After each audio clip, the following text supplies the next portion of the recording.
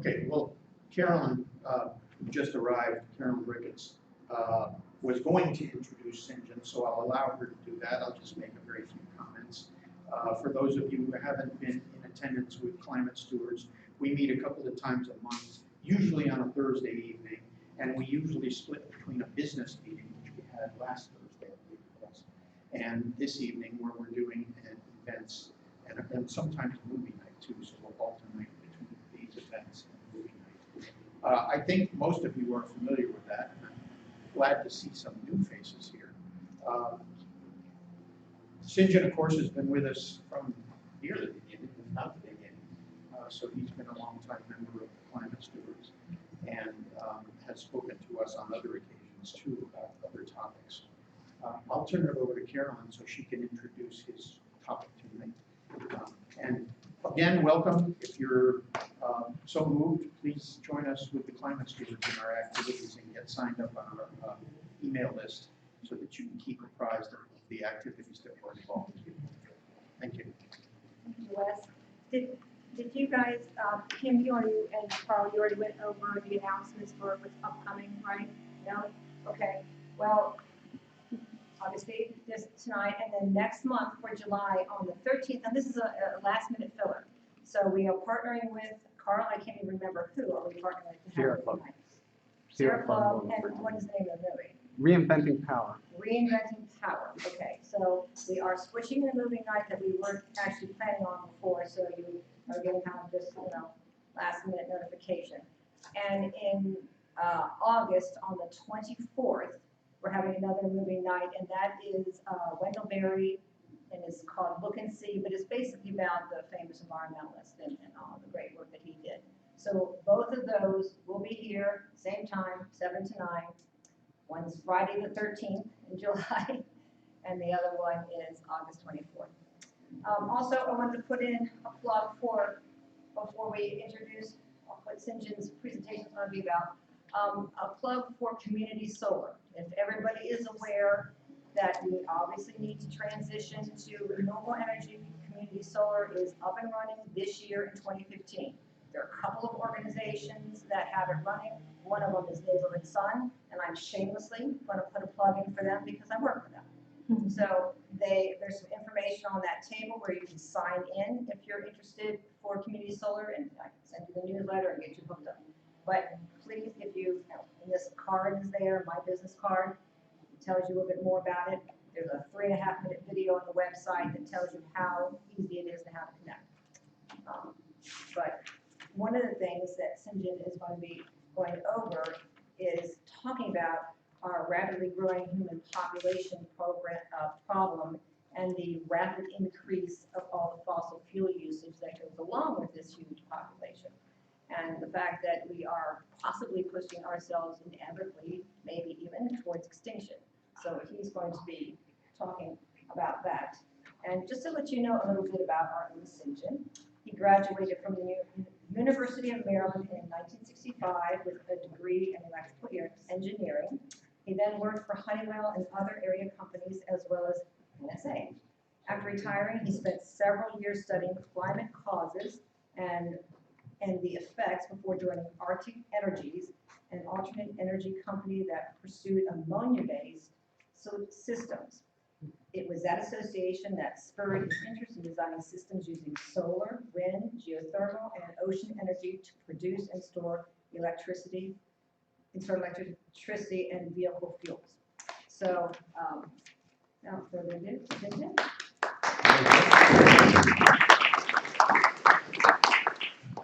I hope this will end up being an uplifting experience for you all. But anyway, just to get started, I found over at Kohl's that they had a sale on Hawaiian shirts. And I was thinking, well, since things are getting warmer, why not stock up on them? So I like it.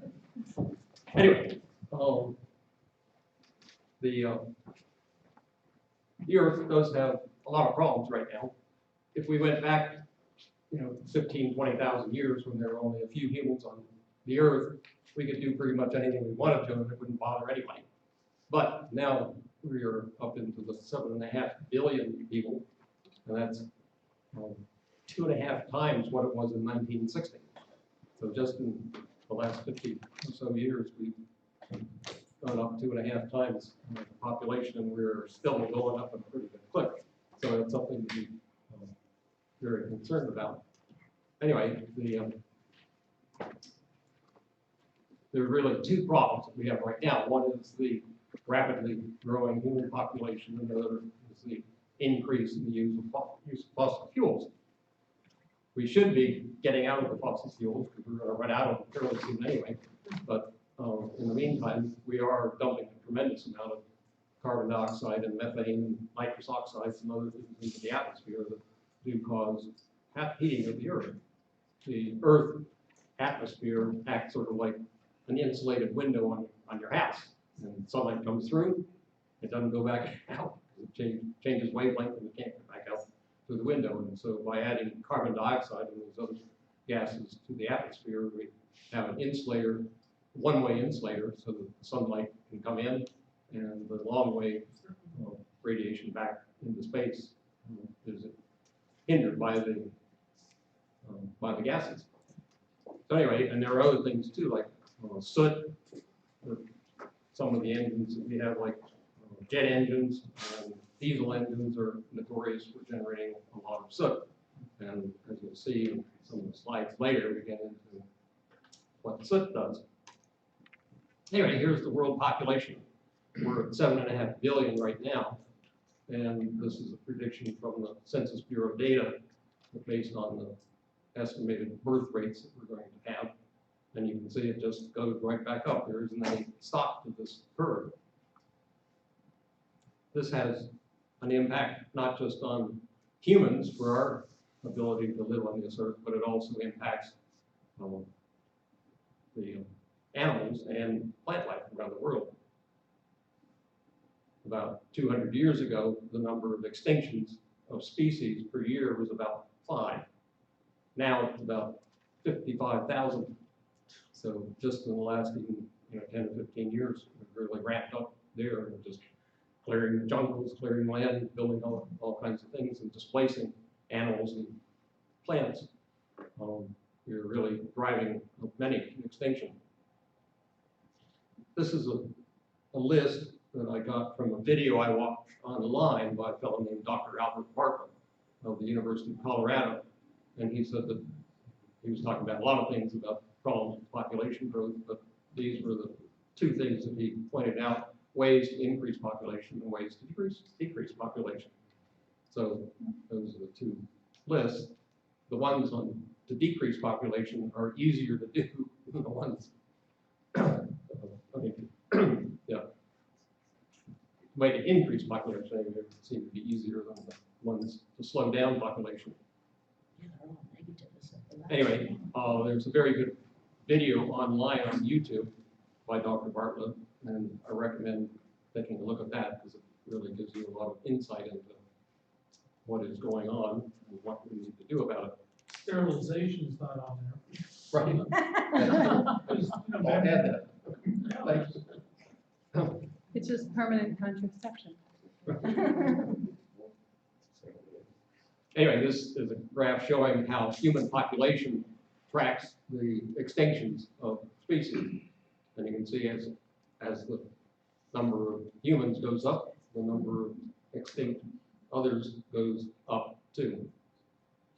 So it's amazing, I think of 55,000 species that we're losing a year.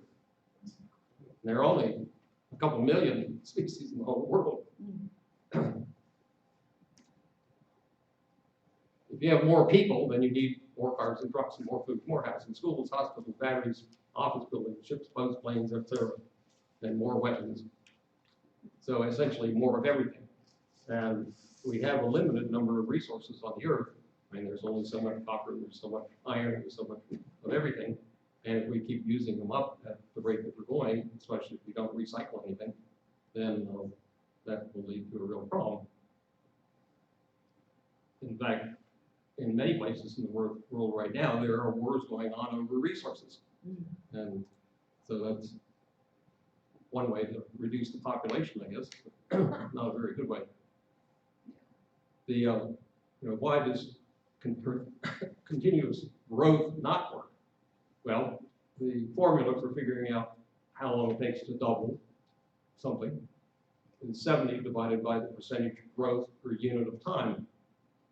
And that shows you then the time in to double whatever you're doing. So if you know that something has a 1% growth rate or a 1.5% growth rate, divide that into 70, and you get the how long it takes to double your whatever you've got. So it's saying in this we've got 70, we divide that, say 1.5% growth rate. That comes out to about 46.6 years that it would take to double at that rate. And when you think that we humans anyway have been around on the earth for about 73,000 years. I mean, at that 73,000 years ago, there was a mass extinction that took care of almost everybody on the earth. But there were about 2,000 people left at that time. From those 2,000 people, here we are. The dinosaurs, of course, were around for 150 million years or so. And when you think that in 73,000 years, we've screwed things up as badly as we have, that's really quite shocking.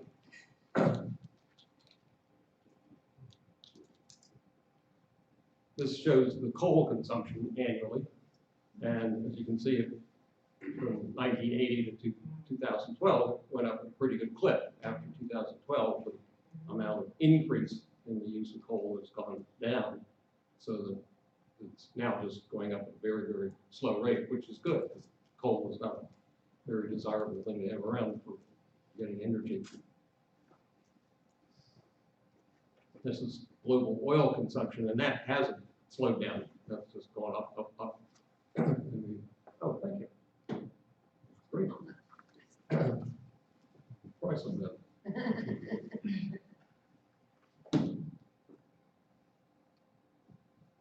Anyway, then there's the third one of the bad carbon fuels, and that's natural gas, and again, it's going up, up, up too. So beyond that is the CO2 that we emit each year, and right now we're up to 38 billion tons of fossil fuels in the world every year. It did level out a couple of years ago and looked like it might be going back down, but in the last year or two it's taken another turn upwards, so we're up to 38 billion tons a year. And carbon dioxide in the atmosphere lasts a long time, centuries or more than it lasts in the atmosphere. So it's, once you put it there, it's not easy to get rid of it. This shows the ice age cycles, and they're mainly, the curves that are shown here, mainly due to changes in the Earth's orbit over a period of around 120,000 years. That the Earth goes from a circular orbit to an elliptical orbit and back and forth. So every 120,000 years or so goes through that cycle. And when the Earth will get warm, and then it gets cold. And it goes through that 120,000 years. What's happened recently is that you can look off on the side of the right here. That's the last 200 years right there. So carbon dioxide stayed around 280 down to 240 for the last 800,000 years, and all of a sudden, bingo, up. And that, of course, the response to the temperature, then you can see it's going up too. The temperature lags the change in carbon dioxide by a little bit, decades or even a century or so, but it does go up right along with it. And that's what we have to really be worried about. Here's looking at the last 11,000 years, and you can see that back around 7,000 to 8,000 years ago, right in here is where it reached a peak. And it should be going down, and we should be approaching an ice age over the next 20, 30,000 years. But we turn right around there at the end and right on up. So you can see that what humans have been doing in the last couple hundred years is really affecting the way the Earth operates. Bars. What? Those two bars with. Oh, that was just showing a range. I didn't put that on there.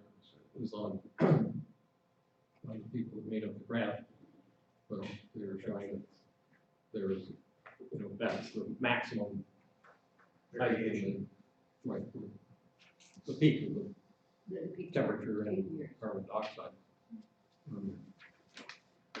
So is there, an argument that there's some benefit to increasing the carbon dioxide in the atmosphere to combat the coming ice age? No, Okay, it's much more severe. And the ice age, as you can see from the, this is over the last 800,000 years. And sure, there's a gap there from the lowest level of carbon dioxide to the highest of about 90 or 80 parts per million. But we put in, just over the last 200 years, from a peak of 280 at that point all the way up to 312 now, or 412. So that's a much bigger set. The takeaway for me at least is that we are definitely in uncharted territory. Yes. We don't know We are, yeah. the effects of it. The I mean, next, what? the next screen shows too, because we had, after this one, yeah, and that red bar there, I mean, here's the ice age, but then we have completely counter it and obviously wiped it away completely. Yeah.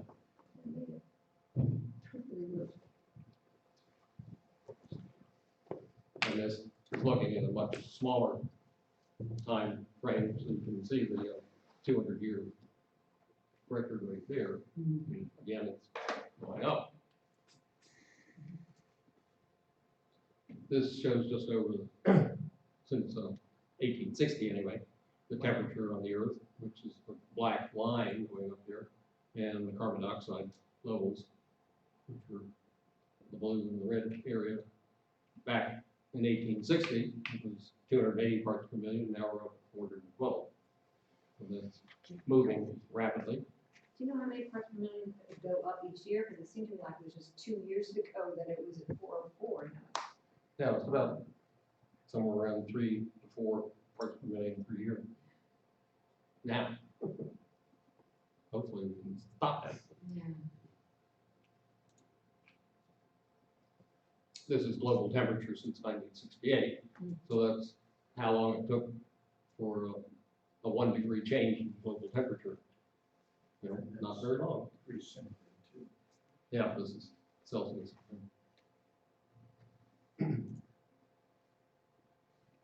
Right now, there are about 2.4 trillion tons of carbon dioxide in the atmosphere.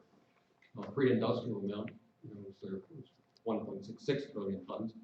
But over the 800,000 years that we have records for, we've added about 1.4 trillion tons of carbon dioxide, and most in the last 50 or so years.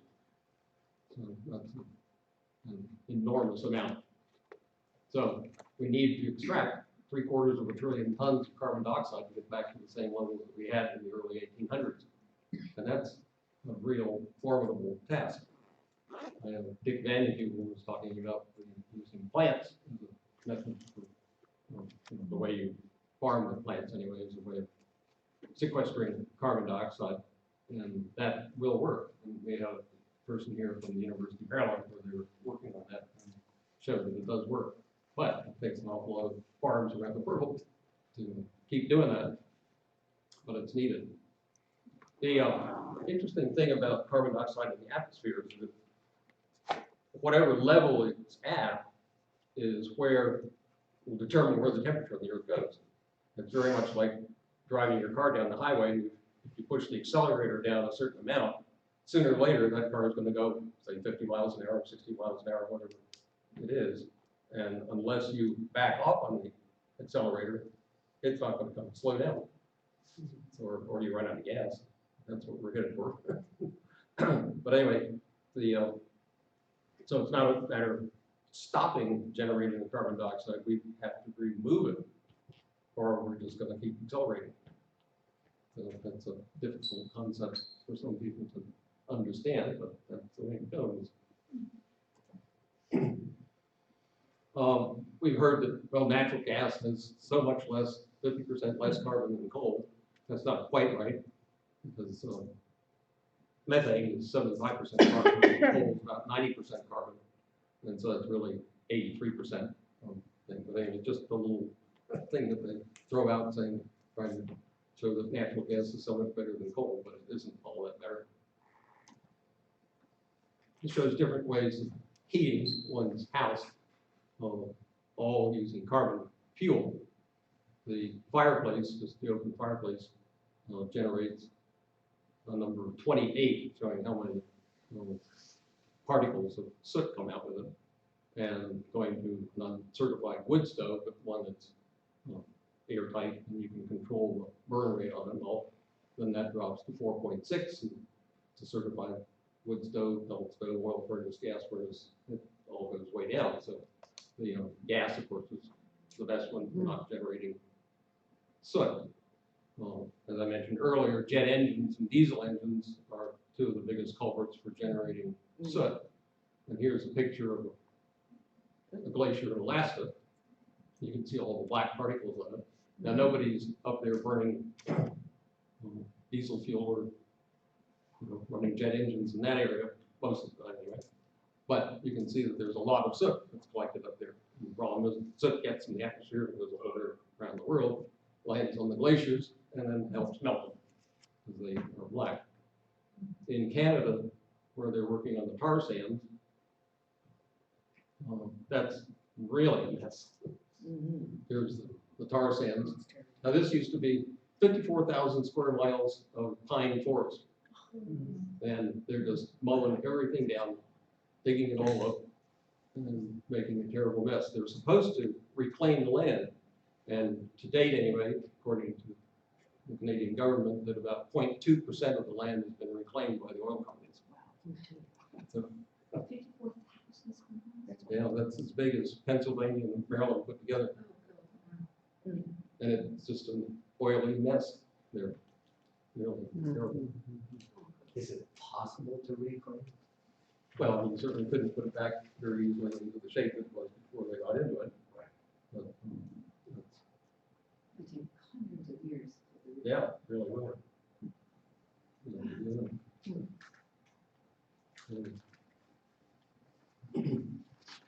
Anyway, then we want to stay away from the tar sand thing.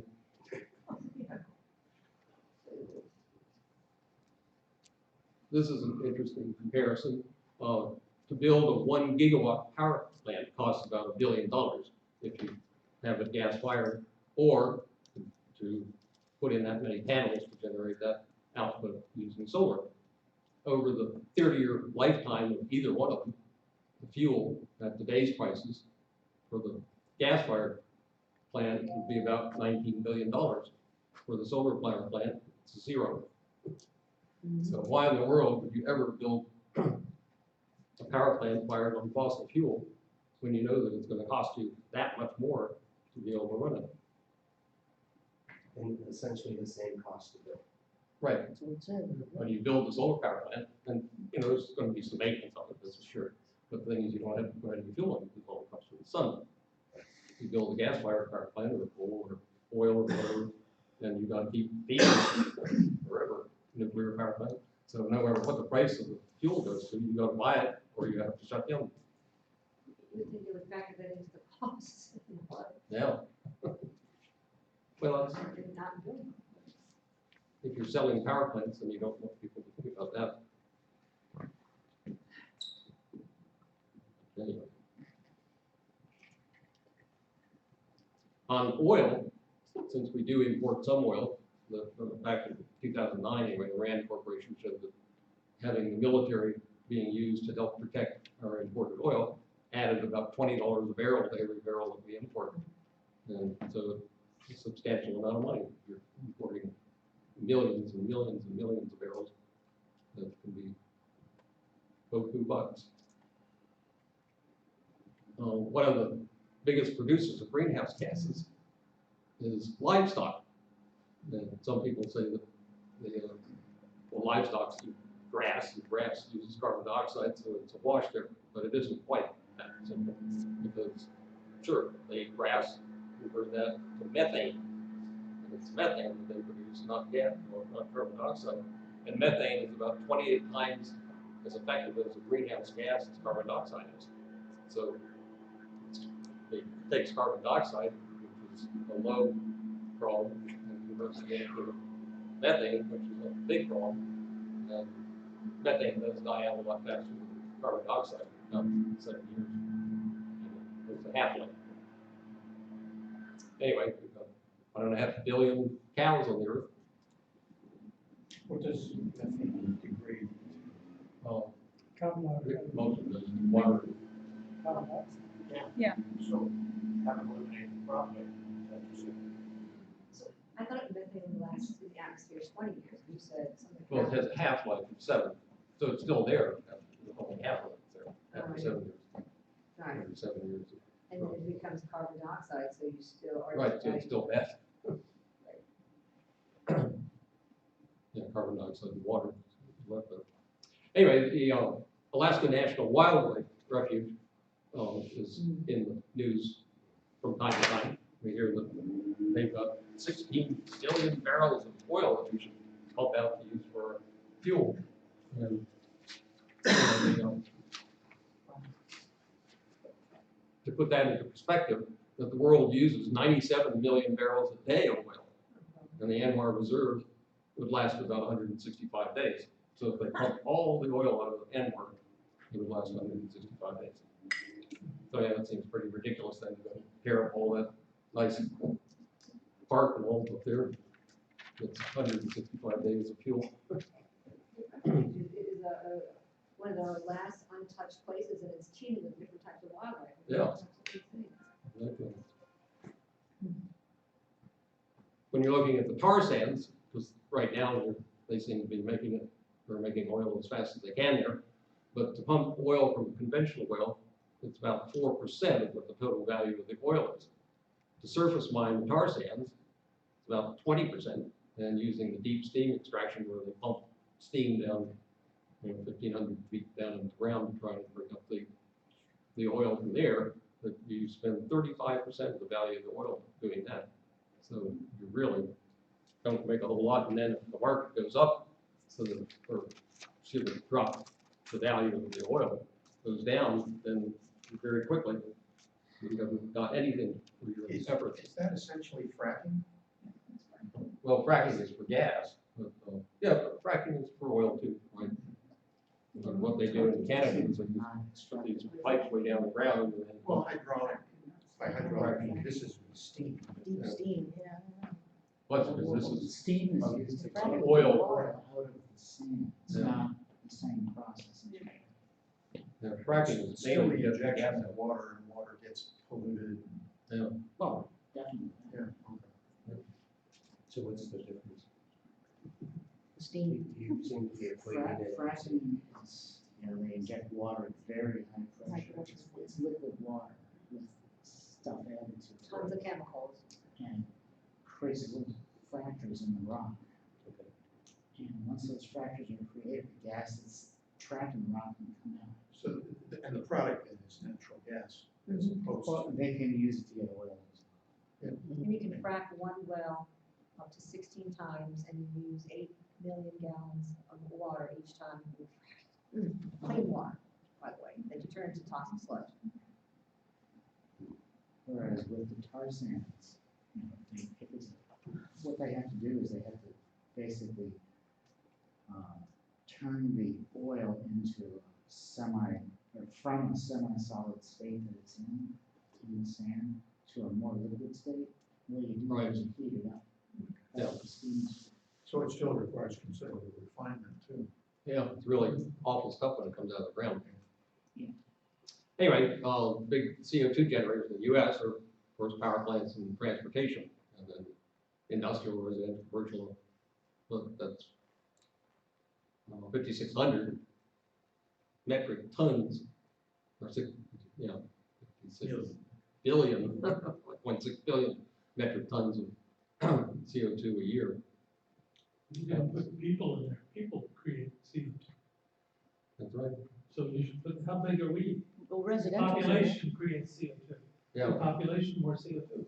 I'm sure it'd be very key, but You need to make it quite clear. Yeah, nobody ever Because wants it's additions, you need to make it quite clear that these are additions of carbon dioxide. When we breathe, it's part of the carbon cycle. The carbon, we live because we're eating plants and animals that have grown by taking carbon out of the atmosphere. So our use of carbon when we breathe out is part of the carbon cycle. These are additions to the carbon cycle. That's the guts of the problem. Yeah, leave a line there for humans. Nobody ever wants to talk about what we do. Anyway, these are different types of fuels that are used, and all of them, except for the bottom two, ammonia and hydrogen, produce carbon dioxide when they're burned. So anyway, we should be looking into using things that don't produce carbon dioxide to minimize CO2 emissions that some people have proposed, and they are actually doing this, is sequestering the CO2 at the power plant to get it before it goes out into the atmosphere. But that's an expensive process, and phase out the polluting power plants. But switching to solar, wind, geothermal, hydro, ocean power is a lot better than planting more trees and modifying agricultural techniques to sequester the CO2 is a lot better. Purposely didn't mention nuclear. Right. We're getting to that. Okay. This is an interesting thing I came across. Over in Spain, there's a desert in Almeria, and that's where the Clint Eastwood spaghetti westerns were filmed, and some of the other westerns too, because it was a nice dry, deserted place. Then about 8-10 years ago, somebody realized that with all this sun here, we could build some greenhouses and produce food and sell it all over Europe. So anyway, lickety split, people went out and just built greenhouses by thousands over there, and they're now producing a huge amount of produce from these, using these greenhouses. But are they also solar? You know, they need to get water. Is what? Are they also solar panels or is it No. just greenhouse? All greenhouses for growing plants. Okay. But they are running into a water problem there now. How do they bring water in? I don't know, I guess they use wells. Anyway, U.S. forests contribution sequestering CO2 that you might think, well, with all these woods that we got around, that's going to help quite well, or quite a lot. A square mile of new growth forest absorbs 621 metric tons of carbon a year, according to the USDA. Anyway, the U.S. produces 5.5 billion metric tons of CO2 a year. So we would need nearly 9 million square miles of new growth forest to capture the CO2 emissions. The total area of North, Central, and South America is only 9.5 million square miles, and it's not all forest, as we know. In fact, Now, what do you mean by new growth? What's the well, just distinction? when a tree is young, then it's growing faster. When it gets old, it doesn't grow nearly as fast. So it's related to the amount of growth. Yeah, And when it's older, it's not growing as fast. that's right. It doesn't, according to the USDA, it doesn't absorb as much carbon dioxide per unit of time as it does when it's younger. So, anyway, even if it was new growth, it still wouldn't be enough. Here's the forested area of the earth. As you can see, those green areas anyway is where there are trees at the moment. Very much. Anyway, it's about 16% of the Earth's area, or about 15 million square miles. When you think how much we need just for our carbon dioxide, that it's over 9 million square miles. 5 million isn't very much when you count the Earth. How many, what percent was it, let's say 200 years ago, was that 16%, I don't know, 40, 50? Oh, it's probably much more than that. Of course, the Amazon being ravaged. Right. Yeah. Are you gonna talk about carbon that's absorbed in the oceans? There is, yeah, carbon in the ocean. That of course increases the acidity of the ocean too, which is bad. And as the temperature goes up, less carbon dioxide goes into the ocean. So you heat the ocean, you can't absorb as much.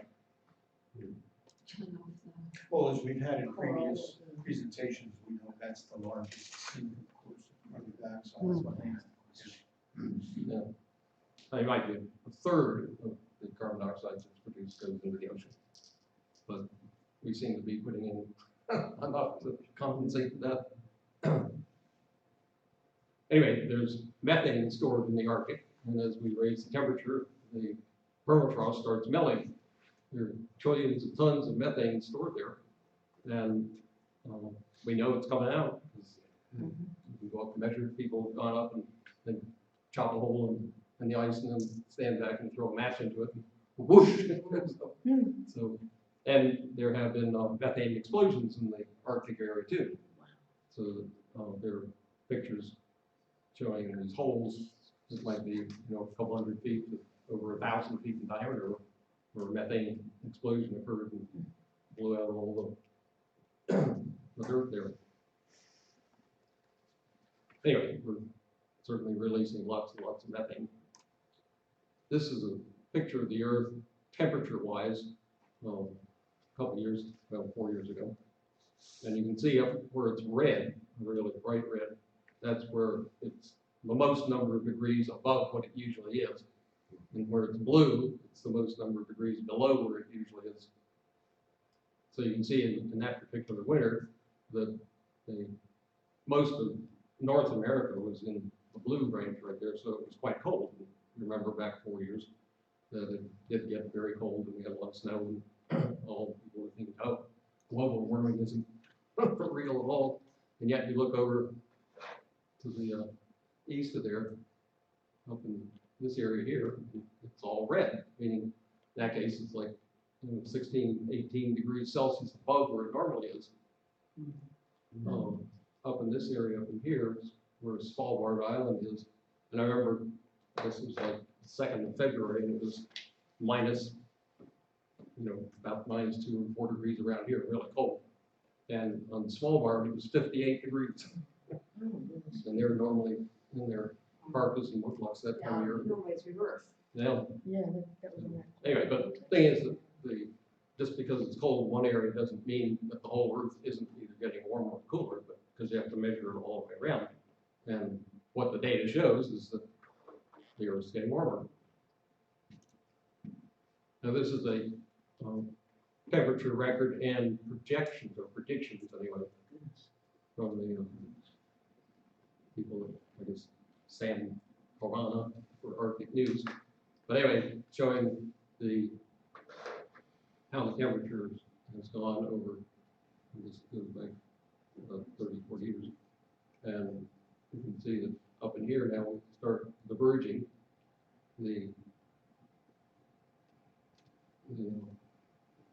this is where we are right now. So these are predictions for various scenarios, and in the next, this goes up to what, 2040.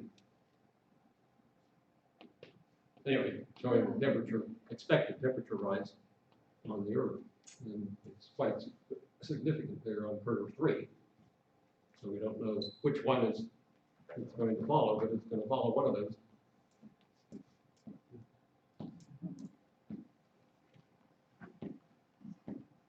Now, a lot of people are saying, well, is global warming really human caused? And warming the climate system has been unequivocal, and since 1950, many changes have been observed to the climate system. In the northern hemisphere, over the last 30 years, it's the warmest it's been in at least 1,400 years. So it's definitely not cooling down, according to the cycles of the Earth around the sun, that we should be in a cooling trend right now, and we certainly aren't.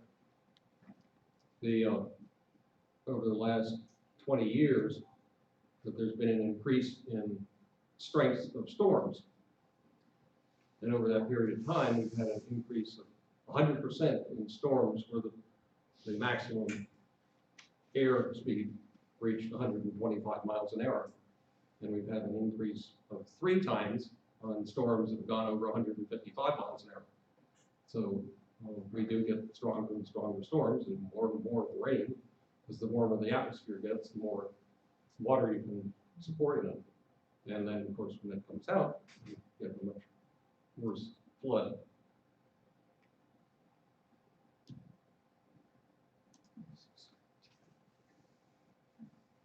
This is about the world's fuel problems. We depend on declining and polluting fossil fuels. You know, we're pursuing that right to the last drop, it seems, without thinking so much about what we can do that's going to last a lot longer.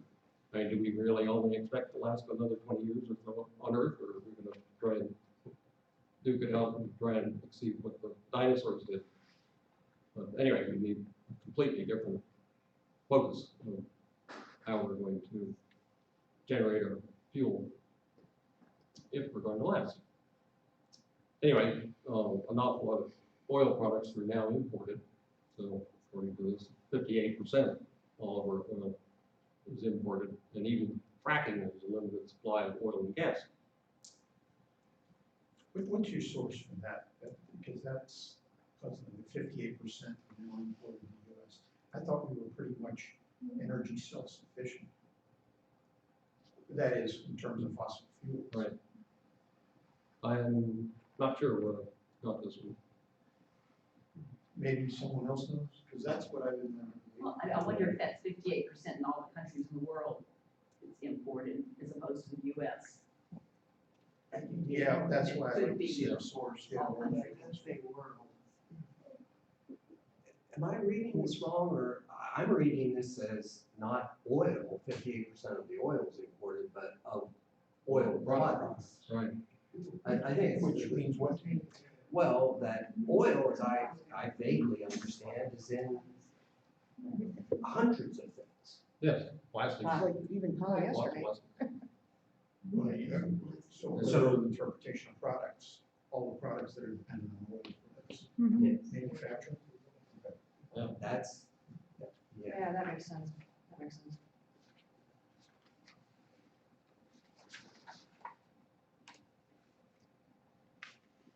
Okay, for the future, that any fuel that we come up with shouldn't contain carbon, because we're just going to produce more carbon dioxide. And it shouldn't be imported from other countries, because that would be a national security issue. It must be available in limitless supply, otherwise we'll run out of it. And the production of fuel must not impact our food or water supply, which what we're doing right now in many cases really does. And we really need a great non-carbon fuel. And as far as a liquid fuel goes, ammonia is a very good one. And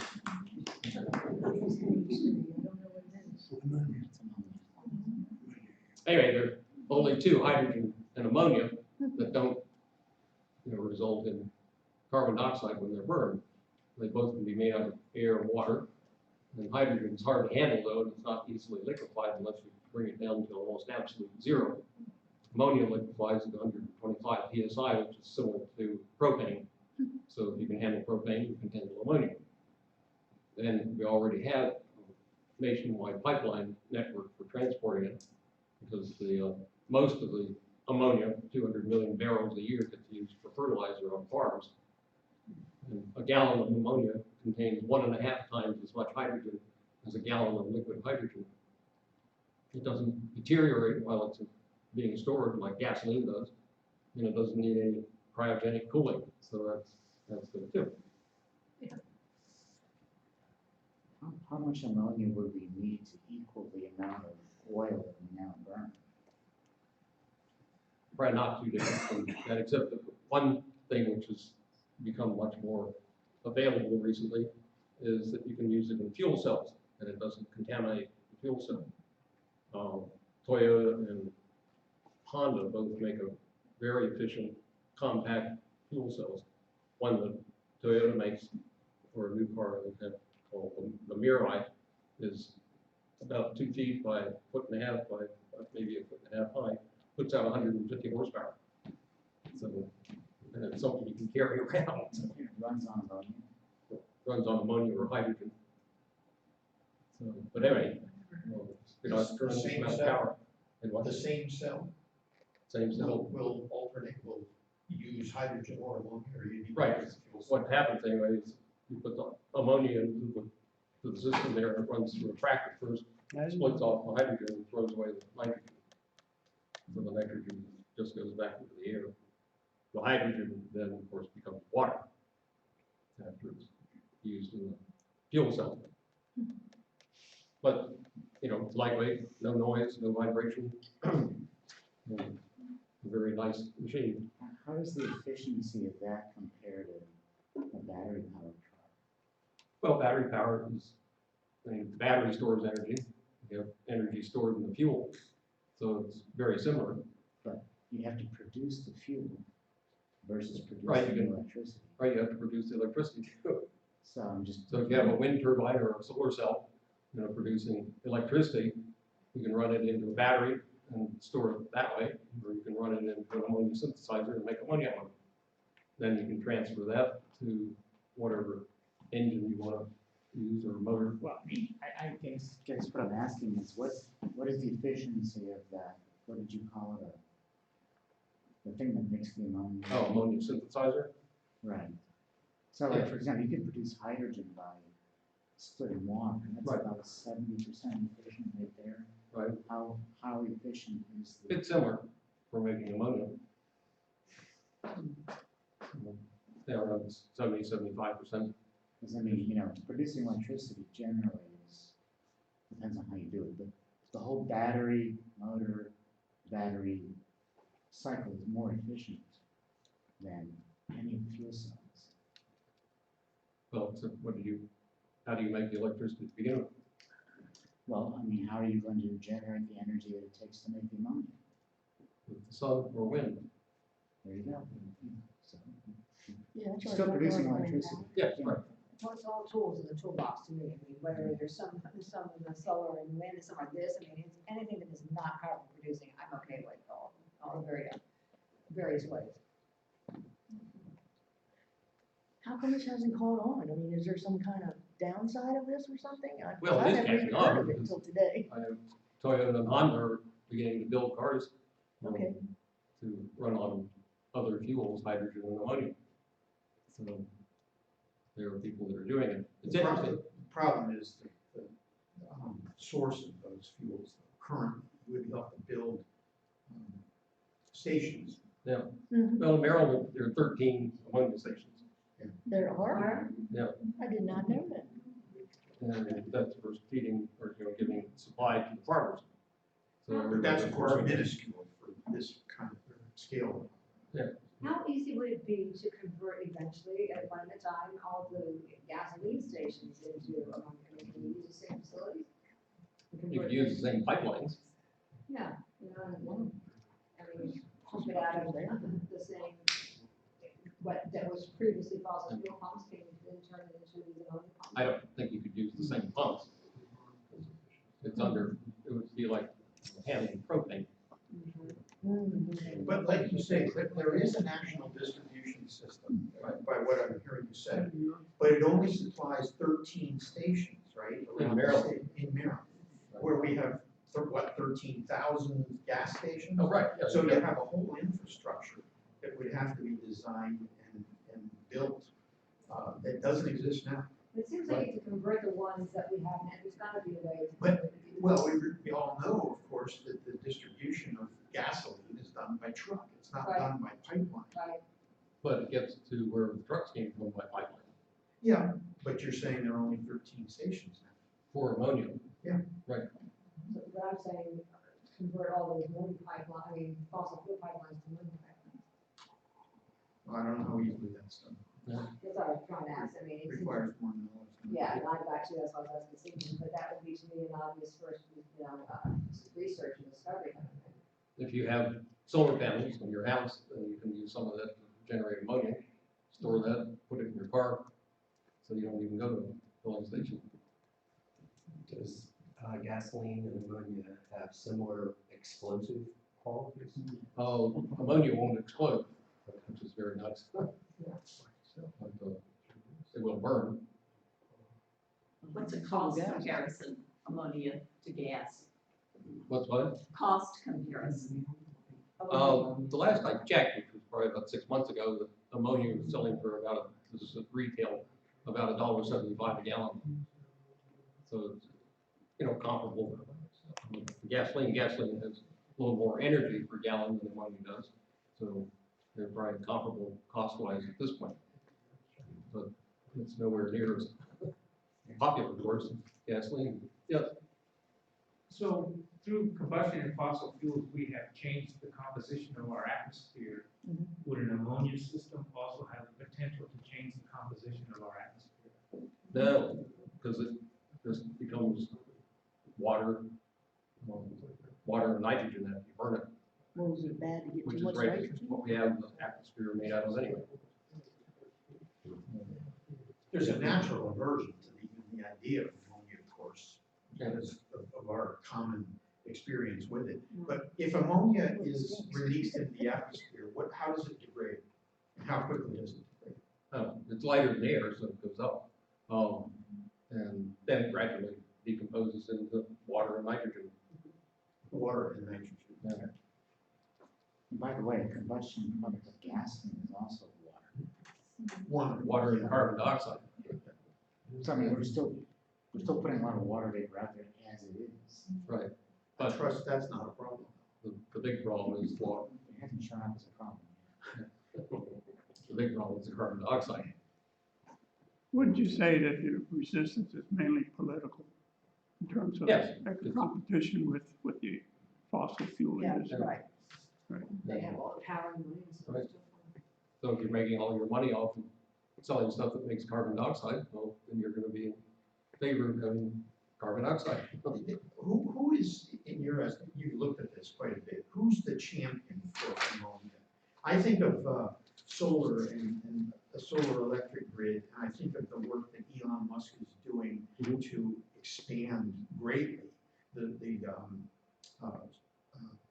energy, the solar facilities for electric cars. Yeah.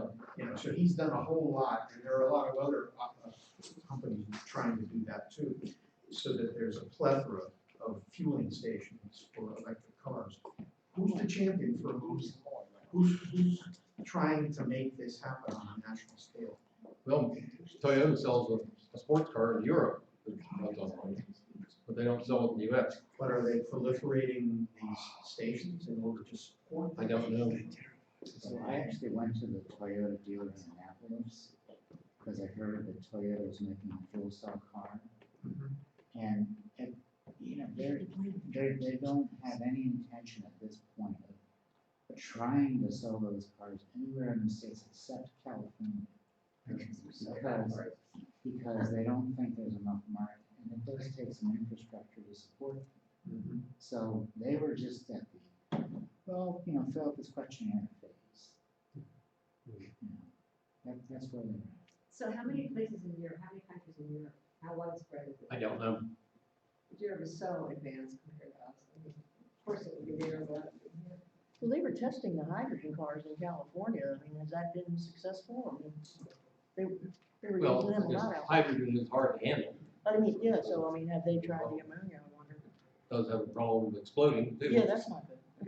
So I- But I know they were trying it out. understatement. We don't want that. So incidentally though, GM, I think, is supposed to come out with, I don't remember the number, but it's like 20 vehicles that are electric vehicles in the year 2019, 20 different types, or different models? different models. Oh, really? Great. Many car companies have made those. What's your next And slide? then Volkswagen. What? What's your next slide? Oh, this one.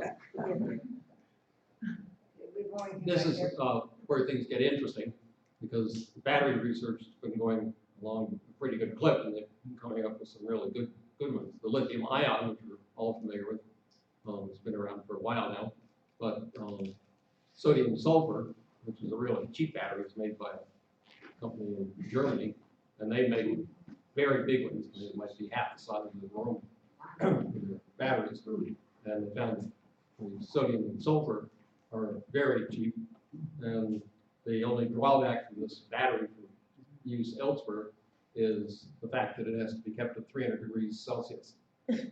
So it's used then on the power grid. They use it for power loading on power grids. And Long Island Power just bought one of those things last year. Put on Long Island, but anyway, it's, you know, as big as the largest container heater ship. So that's interesting, but anyway, they're quite cheap.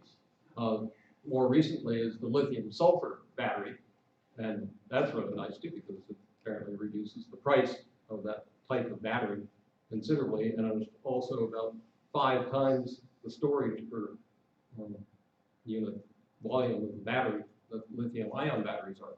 So you get a real boost there. So when that goes into production of significant quantities, anyway, that'll make a big difference in electric cars.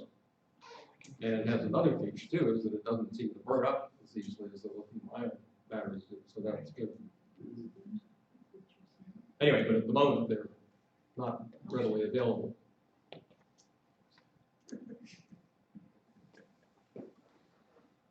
Anyway, as I mentioned earlier, anyway, the ocean thermal energy conversion is another possibility out in Hawaii. They have on the Big Island ocean thermal energy conversion power plant set up there. It's a small one at the moment, but anyway, it works quite well.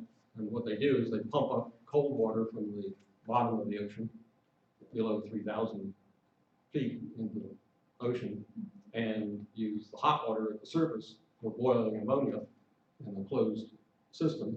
Then you boil the ammonia goes down to the tube and drives the turbine, and then the exhaust from the turbine goes into another heat exchanger where the cold water that they pumped up from the bottom of the ocean condenses back and it's running circle. And so anyway, you can generate a lot of power doing that. About 5 or 6 years ago, Lockheed Martin proposed building a ship, an OTEC ship that they can, or ocean thermal energy conversion ship that they could take out into the equatorial waters and just suck up hot water from the surface there and the cold water from the bottom and run their machine out there and generate a lot of power. They could make ammonia, which could be then shipped to shore and used for energy. They got most of the way finished with the ship, and then Washington decided to have their big meltdown a couple of years ago where they had the sequester and all that. Anyway, Congress ended up axing that program and they sold off the ship to China. So anyway, China got the ship and all the research and everything right with it. We were left with nothing. But that's Washington for you. Was it ocean, so yeah, OTEC is what? Ocean thermal energy Oh, conversion. thank you. And every day, there's enough energy supplied by the sun to this area between plus 30 and about minus 25 degrees around the equator, equivalent to about 170 million nuclear weapons. Wow. So that's quite a lot. And it's just sitting there for free. Just go ahead and suck it up. Anyway, there's 23 million square miles that's above 77 degrees around the equator. And, oh, it's 170 billion barrels of oil. That's what it was equal to. Sorry. This shows the area of the Earth where the water is warm up for using OTEC in this area from there down to about here, where the orange and brownish areas. So there's a lot of area. In fact, one of the best areas in the whole world, maximum temperature differential was in the sea off of Iraq and Iran. Is there any downside to using the water like that, to taking the cold water from the bottom and bringing it to the top to deal with The only drawback they found so far is that if you draw up the water from below, that it has nutrients in it that then you could spread out on the surface and it might change the ecology. So what they propose doing is bringing up the water from the low area for cooling, and after you're finished using it to condense the ammonia that's going through the system, then you pump it back out again. So it doesn't stay up surface. The imported ammonia that we get right now is all made either in Russia, the Middle East, and down in Trinidad. They have big gas wells there. So they take carbonaceous fuel, convert it into ammonia, and then ship it around the world. and they ship it around the world in ships that use carbon fuel. So it doesn't seem to make much sense, but that's what they do. This is just a chart showing the way ammonia would be used in an ammonia system. So we have the wind turbines and solar panels and and everything else that supplies energy into the ammonia synthesizer, and then the output from that would go either to vehicles that travel on the land or vehicles that travel on the sea. And we have high efficiency fuel cells now, thanks to Toyota and Honda. And the fuel can actually be used, the ammonia can be used in fuel cells, and it can also be used in internal combustion engines and turbines. So you don't have to run it through a fuel cell.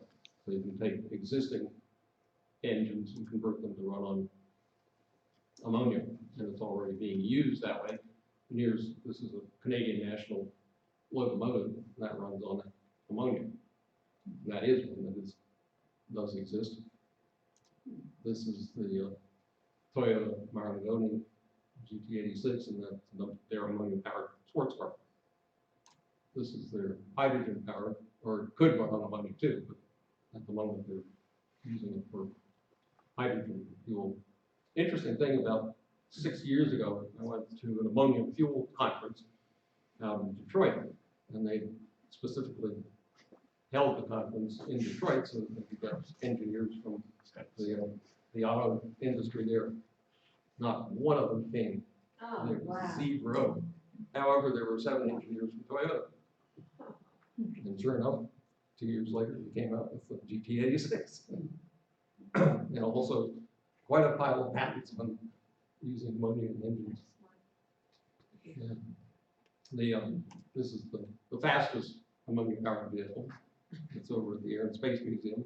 So, but anyway, that uses an ammonia liquid oxygen rocket engine.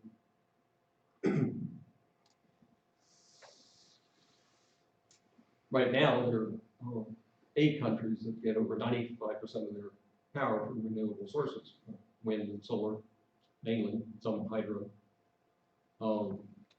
Last year, the U.S. had started the largest amount of alternative power ever for this country. Still got a long ways to go, but that's a good start. In Germany, they're planning on shutting down their nuclear reactors in 2022, and their coal-fired power plants by 2029. So then they'll just be on renewable energy, solar and wind. What are the 8 countries? What are What are the 8 countries? Oh, I should have written them down. Yeah. You can see them online. If you go for them, but Denmark. I think Iceland one of Iceland, them, yes. and Norway, another one. Denmark, Is Costa Rica one? Denmark was one. Denmark, no. Costa Rica, I believe, is one. I think that's right. The what? Costa Rica. Costa Rica. Yeah. And Oh, and, Scotland. Yeah, Scotland. Pakistan now is almost 100% on wind power, and they figure by 2020 they'll be 100% on their renewable energy. You've made no comment on nuclear at all. What is your? Wait. I'm getting it. We just did, right? Well, he just said, Germany plans a which country were you Oh, just Germany. on? Germany is shutting down the nuclear for Right. wind and solar. Right. Anyway, Germany has this Unicos battery manufacturer that makes this sodium sulfur batteries. And each one of their batteries is sort of an enormous amount of power. Not quite the thing you want to carry around in your car though. Or have for your house. Down at Cove Point, which is not operational at this point, and hopefully never will. That was intended to be a natural gas liquefaction facility where they would bring in natural gas from the fracking wells around Maryland, Virginia, Pennsylvania. But anyway, it's running into trouble. And hopefully will be used for something else. The Keystone Dakota Access pipelines, there was a big fight about those last year. And right after they finally forced the Indians to let them come in, and it didn't take more than 3 months before they had a huge oil spill there. I think it was 250,000 gallons of crude oil, which is just what the Native Americans were worried about. Nuclear power. There we go. Nice, nuclear power doesn't produce CO2, but it does make radioactive waste. And the waste contains plutonium, which can be turned into massive weapons. It's interesting, there are actually two ways of making nuclear power. One using uranium and one using thorium. And back in 1952 at Oak Ridge, they built a thorium reactor, and it worked quite well. But the one thing that they found out that it wouldn't do is that you can't make bombs out of it. It's ineffective as a weapon. So they scratched that immediately and continued on with the uranium plutonium things, and we have ever since. In fact, about a year ago, there was an article in which the Department of Energy had a hand in, and they were going to apply additional money to a power plant that they were building down in South Carolina. And so it was very important that they add another $12 billion to getting this power plant working, because they would be contributing to the weapons manufacturing. Probably they would spend $25 billion on this power plant, which is way over budget, way under built. And then the same thing happened down in Georgia. So they've got another $25 billion boondoggle line there. So the uranium powered plants have a lot of problems. They're difficult to get rid of. How long have we gone with nuclear fuel with radioactive waste without having a problem? Oh. Radioactive waste. You always have a problem because it's What there. problem have we had? Storage. Storage. Yeah, what do you And do? who's been hurt by storage? Well, I'm not saying France. people can potentially be hurt, but storage is the problem. Francis, run out of We places haven't to store their decided. food. For No, we Francis. haven't, because they How abandoned. long they last? Yes, a long, long time. As long as it And doesn't. do you think you're gonna be able to predict the behavior for that amount of time? Do you think humans are gonna be around without nuclear? Yes. Yeah, there's a couple of other issues too with nuclear Well, power that really are not mentioned here. One is the extraordinary expense of building and decommissioning these plants. Yes. Enormously expensive. The second, which is not discussed a lot, is that they consume huge amounts of water. And because they, there's only a very small amount of the Earth's water, which is really available for our use. Just for, And using it for nuclear power plants doesn't seem to be very, very wise. just for the audience to know, this is a continuing dialogue with the climate stewards. Yeah, this is the first time we've heard it. We hear it every time we meet, really, about whether or not nuclear is a viable alternative to fossil fuel producing. And there's been a long period when we refused to look at the videos which take the nuclear case. Well, if we will get around to those, sure. Yeah. I mean, if you're looking This at is what we're doing tonight. Decade by decade. if you're building power plants, it doesn't make any sense to go nuclear. It costs right now 15 to 17 cents dollars, excuse me, per watt output for a nuclear plant. It's $1 for solar, $1 for gas. Who's going to pay all that extra for it? Plus, you have to put fuel in it. Well, if we're gonna have a discussion on nuclear, let's go ahead. Let's let Sinjin finish. Yes, that's. Anyway, here's the Maryland Environmental Services in Millersville, Maryland, and you can see they have this big array of Where's that? solar panels. Where's It's that? at the end of Benfield Road, The end of the day. western end of Benfield Road, So you go over, over West. I-97. and there's, I've never seen. Anyway, go over 97 Probably down to what's called the Holies Road. Yeah. Turn left, go about 200 yards, and it's on the left. But anyway, they have their whole backyard filled, which is, I don't know, 8, 10 acres filled with solar panels. And those panels right there produce about 370,000 kilowatt hours per year. And that feeds what? That feeds what? That feeds their building. So they're completely. Oh, covered by okay. solar. Just- So they cover the roof and the parking lot, so you can see right here, that's their parking lot. This is the Wow, building right there. That's a great idea. Beyond that. Now, this array here is just part of the array at Rutgers University. They've got 32 acres of parking lots that are covered with solar panels. And they produce, I think, $1.4 million a year in electricity off of their solar panels. So over a period of 20 years, which we're estimating for their system anyway, they'll generate $28 million for the university using that. And it's quite an impressive thing. We went up there last year to look at it and to watch basketball games. Have you all seen the, in Chesapeake College, they have the same, the whole entire parking lot is covered with solar panels. This is on the eastern shore, and they generate almost 100% of their own energy there from the parking lots, from the fields, they have bioswales for runoff from the parking lot, they have little mini wetland restoration, they have, and the professor, Dr. Greg Farley, who did all that at Chesapeake, is now over at Washington College, and he's starting the whole thing over there too. Somebody's told me that's true at the community college. Yes, community college has some of their parking lots covered with solar panels. He's at charging station, I mean, yes, it's. It's very nice. Anyway, what I was trying to show here is that by doing what we've always been doing, isn't going to get us to the future. And we need to get on with it and do something sensible. So the end of this is. So where's your optimism?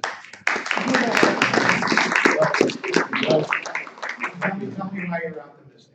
Oh, because we have all these tools at our disposal now, things that people have already developed. So this doesn't take any rocket science, it just takes doing it. We have the information. We have the knowledge, we have the information, it takes the political will, and that's a lot. But there's the rub.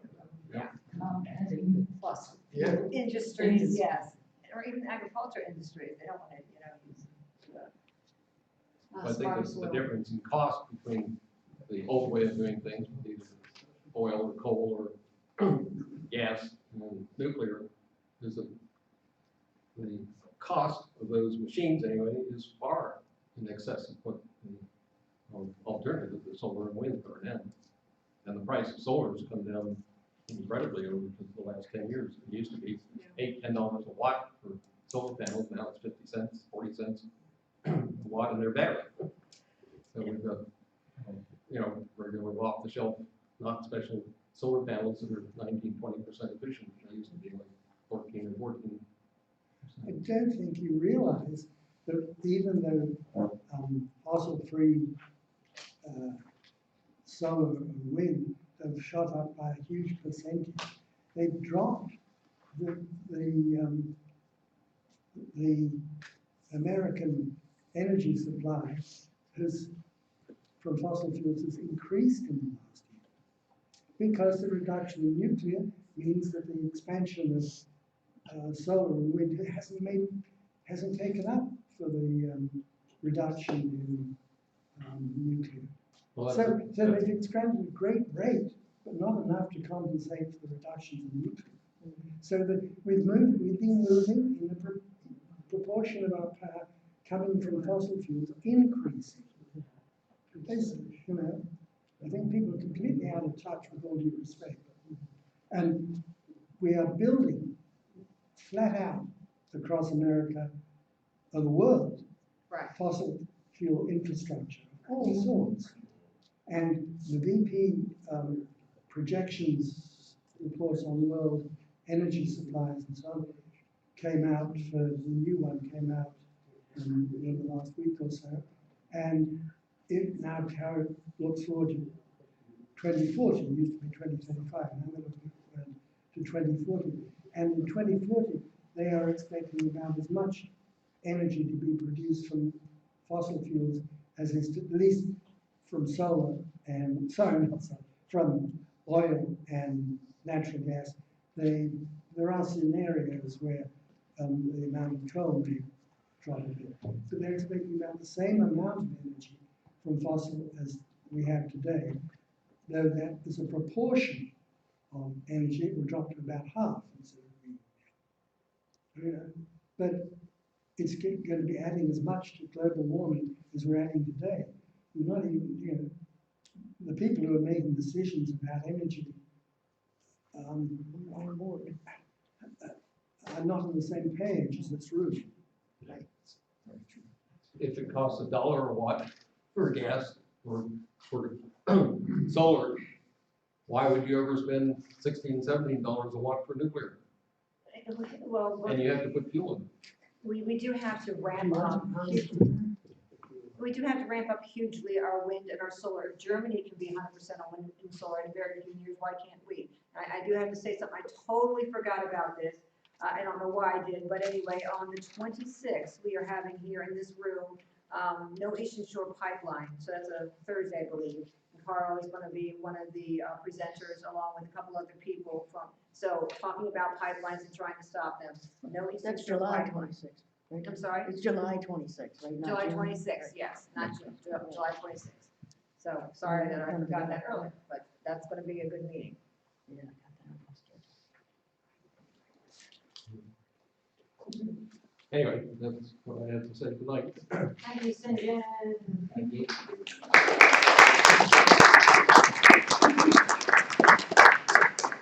If you have any questions that I might be able to answer, ask them. If I can't answer them, don't answer them. Well, ask him the question. We have time for a little bit of Q&A. Anybody want to make any comments? Go ahead, Nick.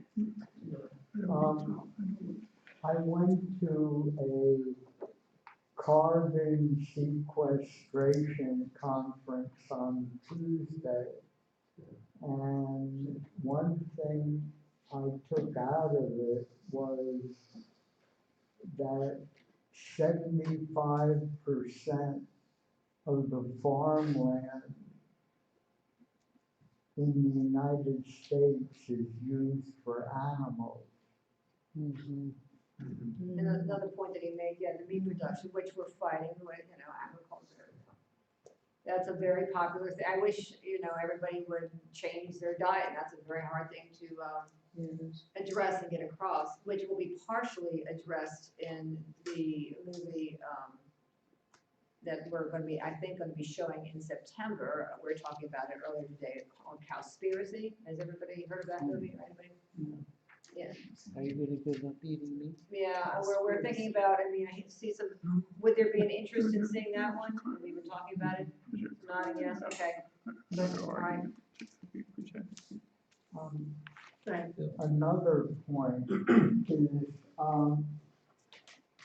Richard Templeton, who's here, a friend of mine, has a book on population, which is somewhat of an amazing book. And I thought if you wanted to take a glimpse of it, I'll put it up here and you might want to take a look at it. It's a book that you usually don't run into unless you go out of your way and are interested in it. Yeah, that's a The thing substantial book. on population control that's interesting is that about 6 or 7 years ago, Colorado decided that they would offer free contraceptives to everybody and see how that went. Well, after 5 years, they found that the number of abortions in the state had dropped 35% and the number of unwanted births had dropped 40%. Sounds like a And the cost of 1 year, say 1 year of birth control pills is only a few dollars now. And how in the world can you not do that? Right. They're continuing? They're continuing, I'd like to hear your thoughts on what you see as a benefit or role of a nationally imposed carbon fee on production of oil at the mine, the well, or at the port? Do you see that as part of the solution to this, or? I mean, that would probably be a good thing to do, but the main thing is just getting people to do it, because I mean, prices are down so low on the renewable energy. It just doesn't make any economic sense to do differently. Maybe just that one example of the gas-fired power plant versus the solar power plant. And over a 30-year lifetime of thing, we spend $19 billion more on the gas-fired. And that's at today's prices, and who knows what it's going to be in 20, 30 years. So if you impose a carbon fee, all you're doing is increasing the already increased cost to create energy out of carbon fuel. Right. So it would be more likely that people would go to the alternative. Right. So just trying to get in the minds of the big producers of these fossil fuels. If they're endorsing this idea of a carbon fee, are they just seeing this as a way of extending the continued use of carbon fuel? And they'll pass the fee on to consumers, right? Right. And so I'm a little concerned about the incentive for them to change. Will the consumer be the one that demands the change? I would think so. But if the consumer can get energy from wind or solar or some other alternative energy, that's less than what they're paying for, gas and coal or nuclear. Yeah. The idea of a tax is in my view, is a very good idea. But you have to understand that what any tax people are talking about is nothing like the cost of taking carbon out of the atmosphere. No. If fossil fuels were charged for the cost of taking carbon out of the atmosphere, they'd be out of business tomorrow. I mean, there's no comparison. And we've been borrowing from our grandchildren for the last 200 years. We think we've been prosperous. We haven't. We've been going into debt.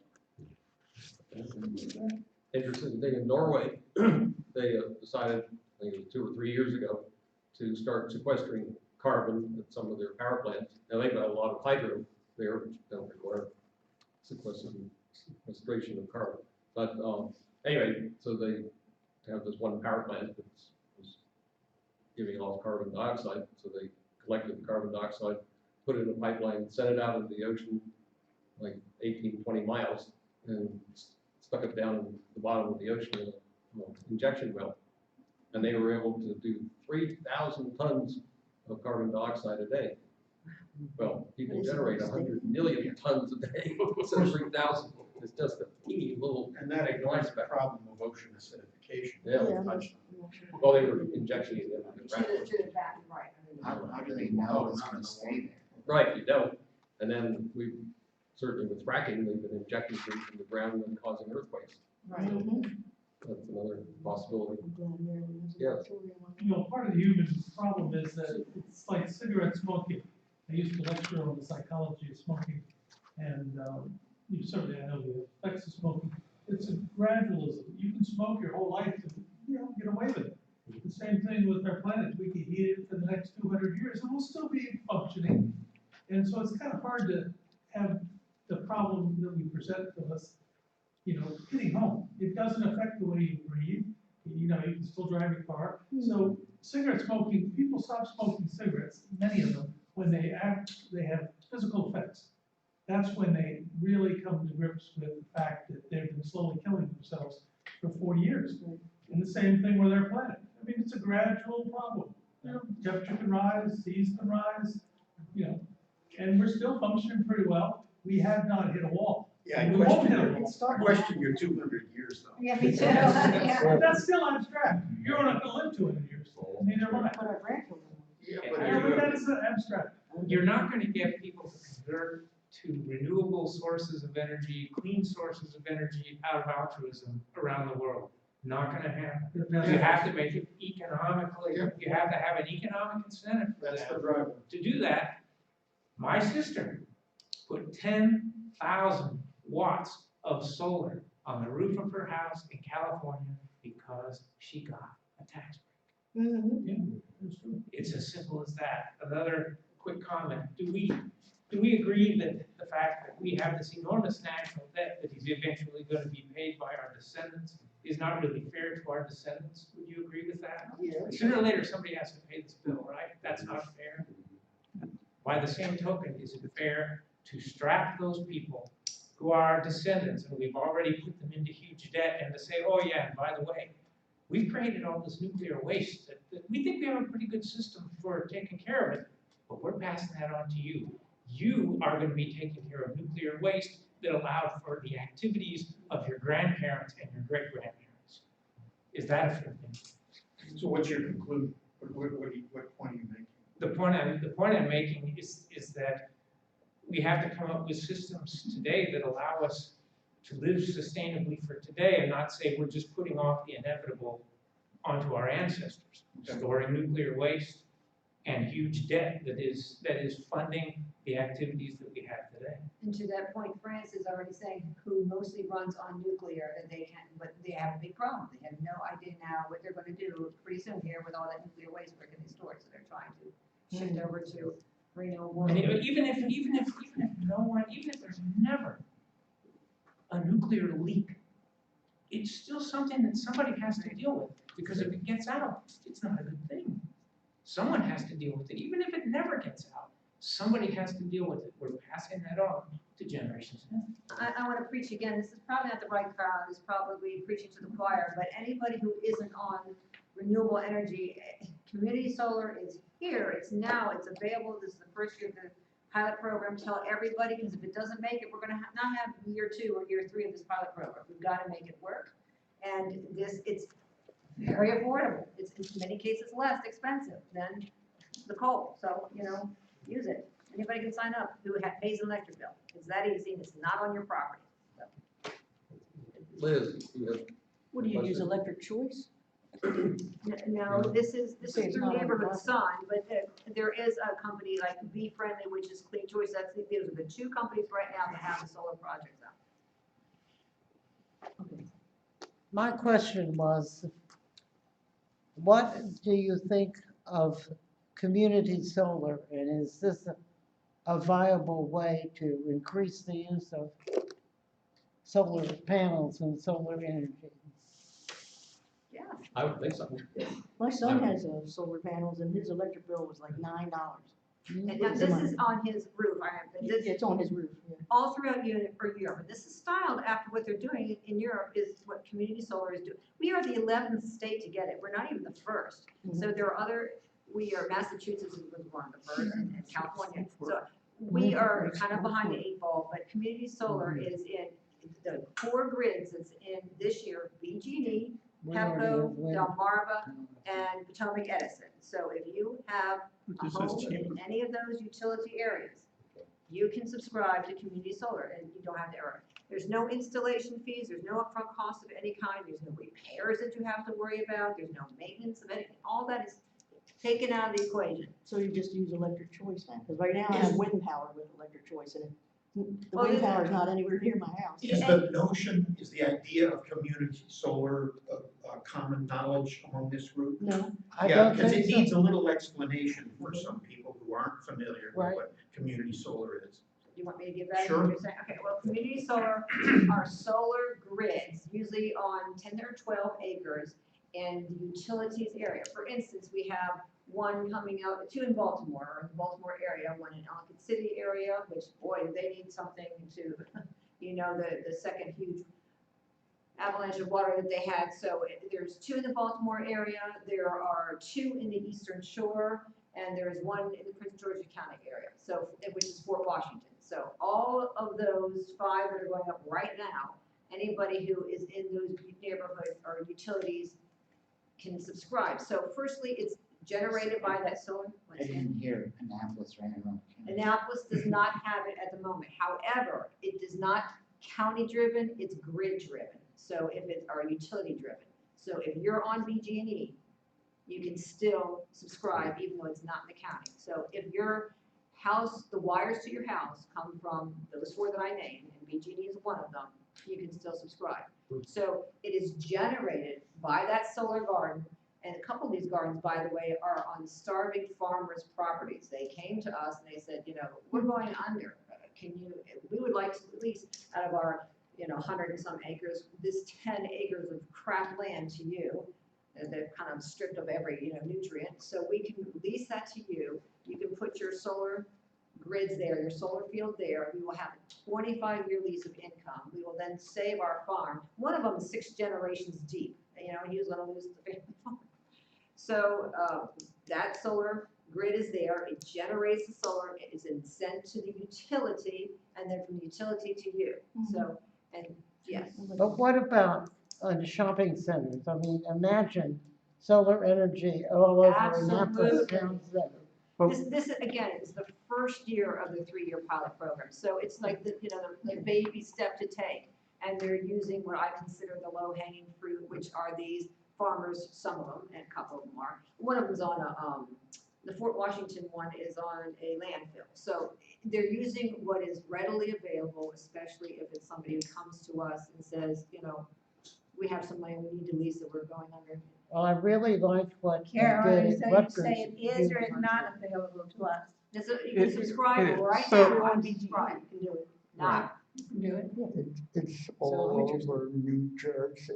That's It's great. not just So- Rutgers. Community solar is available to residential users who, for whatever reason, don't have the option of putting solar panels on their house. We do There's a not. way for you to take advantage, just like if you subscribe with, say, WGL for wind energy as being your source of electricity. This is a way to support the solar industry without having to make the investment of panels on your house. Because you don't want to, you can't afford it, or you're limited by your exposure to the sun. Well, It's another alternative for how Right. it goes. So there's a little bit more to it than that, in that, I mean, you could subscribe to a utility scale solar. I mean, you can get solar energy from a huge array that's owned by a company that's selling electricity. And all you're doing is you're buying electricity from that facility, just like you buy electricity from a natural gas power plant or a wind turbine. The way community solar works is that they're building a smaller unit. Under the state law, it's got to be less than 2 megawatts, which, as Carolyn says, is about 15 to 20 acres. No, it's about 10, our projects are 10 and 12 acres. Well, you can't put it on 10 acres because you've got to have other stuff there. So you're talking about the total. Yeah, but it's not a 10-acre plot. It's 10 acres of solar panels, but you still got more land. So, but what you're doing then is buying a share of what's being produced from that. So then you get, they're going to subscribe it out to, Last one over to me. and you're getting a share of what's being produced by that that facility that you're subscribing into, and it's local. So it's not an accounting gimmick like you're buying solar that's being produced in Minnesota and you're getting a renewable energy credit like that. It's got to be in the utility that you're buying it from. As far as Anne Arundel County goes, there have been 5 community solar projects proposed in the phase 1 in Anne Arundel County. The county, Really? I didn't know that. there have been 5 proposed. The county immediately put a moratorium in to keep from approving any of them. That process is going through. They've just put out their initial. They set up a subcommittee out of the committee to come up with zoning proposals. They came up with a proposal. So basically, the proposal is to change the zoning in RA, the rural agricultural zoning, to make non-accessory solar go from a conditional use to a special exception, which would make you have to go through a lot more hoops to do it. It would also exclude it from a bunch of areas that they've got a couple of areas that farming areas and preservation areas that they want to keep it out of that aren't really zoning areas. So we're not quite sure how legally that works, but that's what they're proposing. What they haven't done is address things like you're saying. Well, we should put it on parking lots. Well, this is supposed to be an overhaul of the county's solar And it's not in TC solar in zoning, so it wouldn't, you couldn't put solar on the Annapolis Mall or the new Parole Center, because that's all TC. It wouldn't go into anything other than C4, so that rules out, almost all of the parking lots that you know of in the county, with the exception of Arundel Mills, with the exception of the casino. How about Crystal Spring? Well, Crystal Spring is in the city, right? Yes. Yeah. Right. I don't know what any of the zoning in the city is. So I've only looked at the county zoning, so I don't know about Crystal Spring. Carl, So did you so say- that's coming up. I'm not sure. So the procedure is that the subcommittee of the Agriculture, Farming, and Agritourism Commission has received this recommendation. They haven't acted on it. Once they act on it, it's got to go to the county council. So we'll do our best to keep everybody informed on what's going on in that process. But my personal view is that they need to do a lot more to make this a really comprehensive change to Anne Arundel zoning to actually allow solar in the places that we all say we want it. Where's the I would like to see. The opposition is coming from the people in South County that don't want these 5 projects next to them. I would like to see this group do a program on community solar. Well, I think now that we've got our proposal and we have some idea what they're proposing, we probably should. I mean, it's been very recent. Okay. Or is there opposition to it in the mixed use and other, is that just old that you were referencing? Well, You're so- saying they're not rethinking enough of that to put it everywhere where it's actually, where the power is generated. Yeah. Nobody's having to mitigate where the impact's being. Yeah. created. Right. Well, it's obviously a lot cheaper to put it in an open field, Right. and that's what we're dealing with now.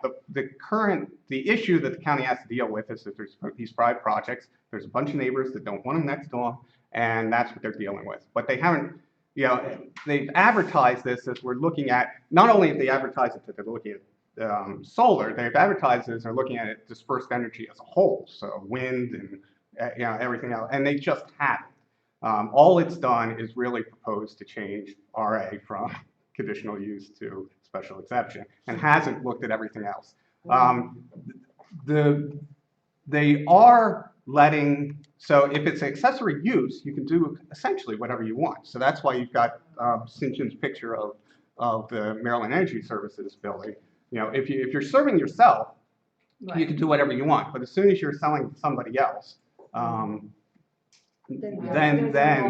then you can't do it. And in most of the commercial zoning, in the town center zoning, in any of the residential zoning, the only place you can do it is the commercial zoning. They're proposing to allow you to do it in C4, and you used to be able to do it in RA, and now they want to essentially take that away. By the way, everybody who I gave that information to, if you go on our site and you want to subscribe, please put my name in there where it says who you heard it from, so that they'll know I'm doing my job. Get credit for doing my job. And here are a couple of projects. This one is in Owensville. This is a BG&E project. This going in the ground now. This is Snow Hill. These ones on the Eastern Shore, by the way, are the tracking ones, so they follow the sun. So they're the most highly efficient ones. They're quite cool. Yeah, I just went to Ocean City. It passed something really big out there. Right. Well, It might have been that one. we see it's one in Payne Road and the other one is on Worcester Highway. Worcester There's a big County one out sounds there that more we like built it. Which highway? Basically, John Hopkins. What? Which highway? Worcester County. Worcester County sounds more like it. It's technically Snow Hill and this one is Winchester Mill, but anyway, those are the 2 on the Eastern Shore. And then there's, as I say, this is one of them. And there's like one But this is one of the ones in Baltimore. That's what Okay. we need. We will call on my person.